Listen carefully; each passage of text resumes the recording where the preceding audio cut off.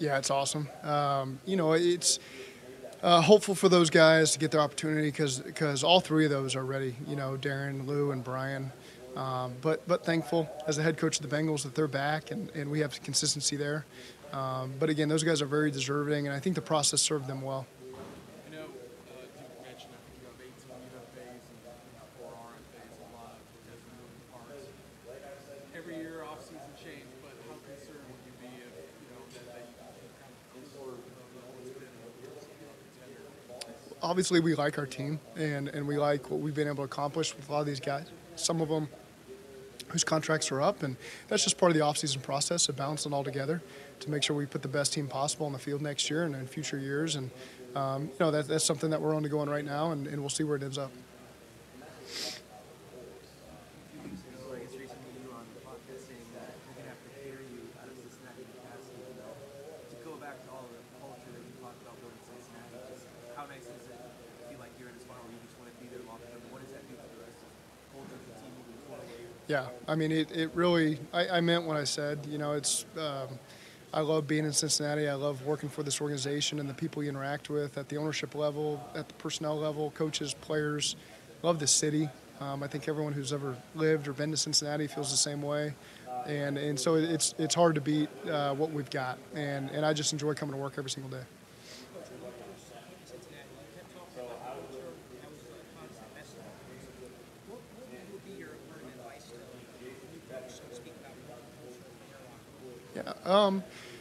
Be consistent with what you believe in and your messaging. Don't be afraid to evolve. At the same time, there's a lot of things I came in and believed because maybe I'd done in LA or other places that we had to evolve to fit what the Cincinnati Bengals did. And the biggest thing for us was just, being transparent in our communication of why we're doing things, what our intent is, why we're changing maybe things that we've done over several weeks or months. And I think our players have believed in that process, and it's helped us get to where we are today.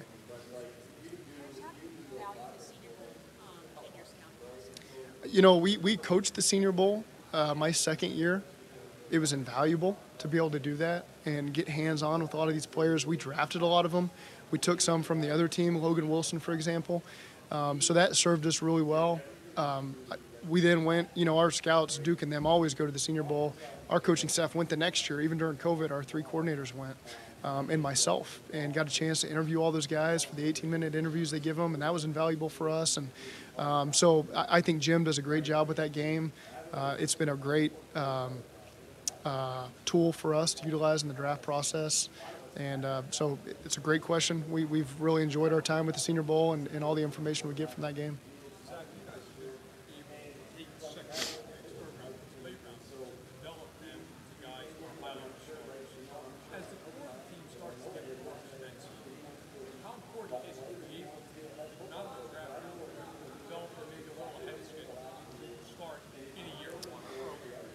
Yeah, I don't think that plan ever really changes. We're always looking to maximize our draft picks, but I think that's where we've got such an advantage with Duke and our scouting department. The experience that he's got, just being in Cincinnati and understanding the draft class that's coming in, does a great job giving our coaches a head start on what they need to know and how they can help in the process. And drafted some really good character players that have high upside, and we got to continue to do that as we move forward.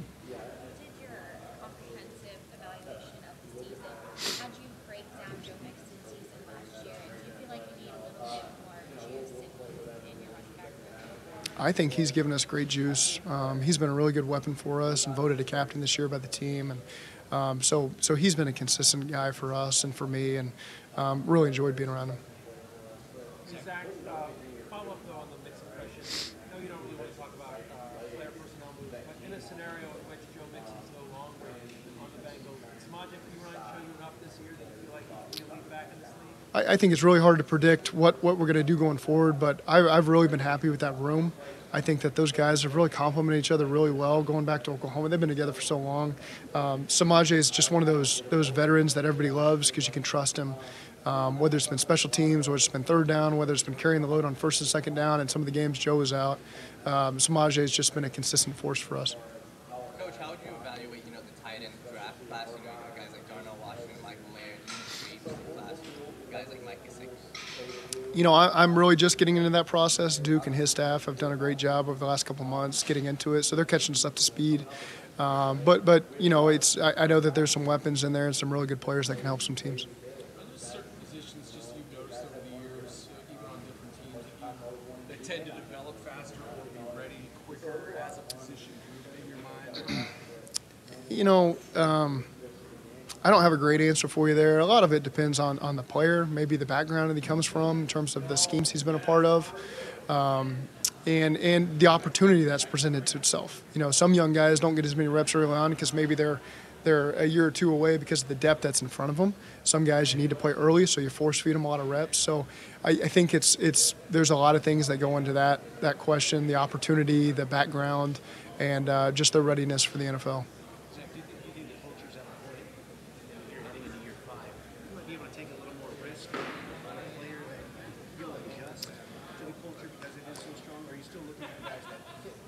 We're always looking for guys that fit the culture. I think that's the best way to move forward. And you always assess the risk with every player you're going to take. I do think that our locker room is at a really good point where the captains take their job very seriously.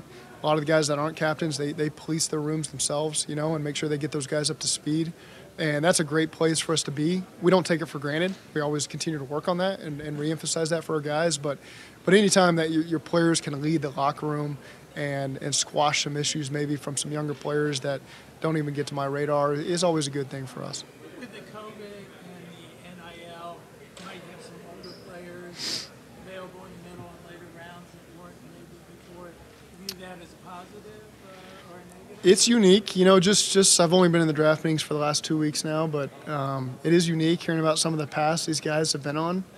They've been able to play for multiple different teams, play for multiple different years. Even look at Cordell Volson. I think Cordell won like 6 national championships at North Dakota State before we drafted him. So I don't even think I'm lying. I think it's something like that. But so you're starting to get some guys that are really experienced for a lot of different reasons. The NIL, I'm still sorting through that, how that impacts these guys as they get to our level. Some of them, I'm sure, are getting some pretty hefty chunks of change that are coming their way. And so we'll see over these next few years how that impacts some of these guys that are in these draft classes. This is kind of an awkward standing spot here. The offensive line last offseason was obviously a point of emphasis. You guys remade that room. How did you feel that the group performed, obviously, before some of the injuries that caused what people?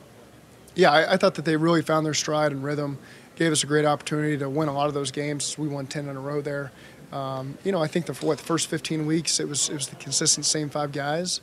And then we got hit with those 3 injuries. And so some younger guys that we've drafted and have continued to develop had to step up. They did a nice job for us. And so, I was really proud of the job that those guys did this year. Kind of go off, Dallas. You guys have rebuilt the offensive line the last 2 years. But one thing Duke totally was saying is that you can never have enough offensive line. Did you kind of maybe feel the same way at times, just once those injuries kind of started to pile up during the season? Yeah, you're glad that you've kept the guys that we've kept. Because at the final cut downs, the 53-man, there's always conversations about the 10th lineman and other guys, and I think that's where Duke's experience really comes into play. That you're going to need these guys at some point, and we were lucky that we had all those guys. Coach, care to talk about the overall growth rate? You as a coach, plus the players that you brought in your regime, the overall growth rate. I think that we've all grown. The core part of our coaching staff has really been together for close to 5 years now. We've had very little turnover, and so I think we've gotten to grow together as a staff. And a lot of these players in the locker room have grown with us, and so we continue to evolve. And there might be some things that we've done one way for a long time that we need to continue to change and make sure we're doing the best thing for our current team. And we're not afraid to admit that it's time for change in some areas, whether it's big or small. And I think our players and coaches have really embraced those challenges. Why do you think Lou Alvarez is going to get the most out of defensive players? Because he's direct, he's truthful, he forms relationships with all those guys, and they know that they're going to put them in the best position they can be in. He's got a lot of different packages, a lot of different alignments he can put those guys in. They know that they're going to be maximized, their abilities are, and they believe in what he's asking them to do and their position coaches. And so I just think that room has got its culture within our own culture. That defensive, I think of the defensive auditorium. I think of all the songs they play on Fridays and all the meetings they have together. And it's a really special unit that's really evolved over our 4 years here. Zach, you mentioned before that you were where you were at in your draft process. And you mentioned that Duke was getting Duke with you. Yeah. Can you talk about the level of in sync you guys are in this organization and how you guys are able to spread out the responsibilities? Well, it just starts with clear communication. There's nothing that anybody's hiding from each other. We always have very direct communications, and we're all in this thing together. And I think that's just such a great starting point for us, that we're on the same page. And then that filters down to the coaching staff. The scouts do all the work. They travel, they gather all this information, they form their evaluations over the course of the spring, and then they get the coaches up to speed. And we just supplement that, with coaches going to pro days and giving their opinions. And then Duke just does a great job of taking it all in and finding the best player for the Bengals. And he just does such a great job navigating the whole draft process for us. And so we got a lot of belief in whatever players come into the building, that they're the right player for us and that they'll help us win games. Do you think you and Duke have particularly grown over the last couple of years as far as that's concerned, as far as your relationship with that? Well, I think Duke has been consistent throughout, and it's really more me just navigating my role as a head coach over the years and learning more about our team and this division and what it's going to take to be a championship level team, and catching up to Duke, I think, is the best way to put it. And I'm doing my best to get on his level, and I'm still a long ways off. Zach, there's certainly a couple teams looking to possibly trade up to number one to take a quarterback, the kind of spot you guys were in. It's just a lot of pressure to put on a young kid, to play early with that expectation. What do you think is kind of key in finding out whether that can handle that? And then what do you guys coaches do to kind of get in that position so that's not too overwhelming? Yeah, we just you got to find Joe Burrow and then draft him, and so I'll let these other teams sort that out that are in that position now. We did it, and it worked for us. Coach, I feel like there's not enough questions about you, man. Did you have any time to enjoy the offseason? Did you do anything fun with the family?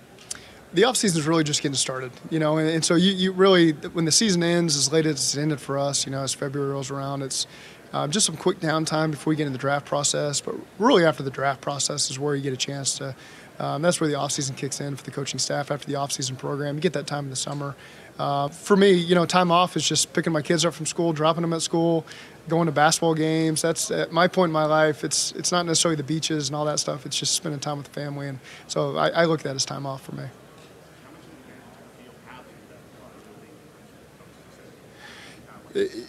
Yeah, it is an advantage. It's there's not a learning process that is happening for a new coordinator trying to fit what we're doing. Just really thankful that it's worked out where all these coaches have come back. All of our coaches came back, and so that's not just the coordinators, but that's a good place. I think people want to be here working for us and being around these players, and we don't take that for granted. Coach, when you look at a player like Dax Hill, how have you seen him progress, from the first time you actually met him in person to where he is now? Well, I think Dax played several different roles for us this year. And he had done that to an extent at Michigan as well. So he's kind of built for that. And so, again, I think he's an ascending player for us. We know what we drafted. We're getting what we drafted. He's going to continue to grow. I thought he did a really good job playing safety, playing dime, playing nickel, playing corner. So he did a really nice job fitting all those different roles for us. And he's only going to continue to grow as a player as we move forward. Does his role depend on what happens during free agency and who comes and who goes? I mean, or do you have an idea of using him in multiple spots? Sure. There's thoughts that we have on how we want to use him going forward, and I won't get into all that, but there is the flexibility that he has to do a lot of different jobs and do them well. But I think the best thing for a player is to get them in one role so they can continue to grow, and sometimes you don't always have that luxury. Zach, you really ramped up Ben Johnson at the Super Bowl last year. Was the opportunity you had. Just curious, you've gone through the first year of coordinator and some of the difficulties with that. Were you surprised how the success he had in year one? Yeah, I mean, he was perfect. I